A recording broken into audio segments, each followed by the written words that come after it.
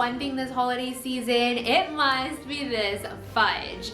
This recipe is over 100 years old, is so easy to make, and the best part of all is seeing everybody's reaction after that first bite. They're just like, oh my gosh, that is literally what they say every single time. This is just like no other fudge recipe you've ever tried. So let's get started. All right, you guys, so start off this incredible recipe by adding to a bowl a half a pound of marshmallows. These are the jumbo ones, which is about 17, or if you're using the regular size, is about 32. Place them to the side, and in a large mixing bowl, add 3 bags of chocolate chips. Try using good quality chocolate for the absolute best results, like Ghirardelli or Guittard. I mean, no offense to Toll House, you could save those for your Christmas cookies.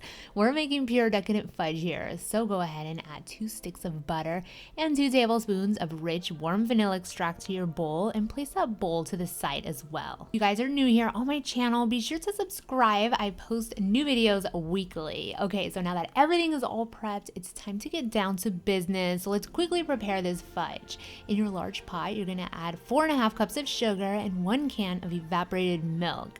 On a medium heat, bring this up to a simmer, and I'm gonna get my timer out and allow this to boil for exactly 6 minutes. Whatever you do, do not stop mixing, because this will burn if you let it sit without stirring.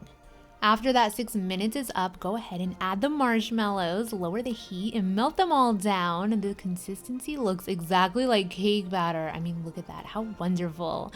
Once it's all ready, you're gonna pour all of that hot, sweet lava into the bowl that has the chocolate chips inside. Now notice how I'm using a standing mixer. You can do this by hand, but it will take quite a bit of elbow grease. So either use your handheld mixer or a KitchenAid, mix it until it's all fully combined and nice and shiny. Then add 2 cups of walnuts if you choose to make this using nuts. And that is pretty much it, you guys. This old-fashioned fudge is ready. I mean, oh my gosh. Oh, look at that.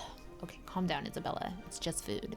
Pour this into your little aluminum container or a 13 by 9 inch glass pan. It doesn't need to be greased or lined with anything, because once it sets, it comes right out of the pan. Now leave this to cool, then go ahead and cover and refrigerate this overnight to fully set. You're gonna serve this at room temperature and enjoy.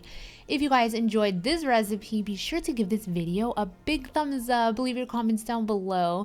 And this is my last video for 2020, so I wanted to take a second and thank all of my supporters out there who have stuck with me this whole year.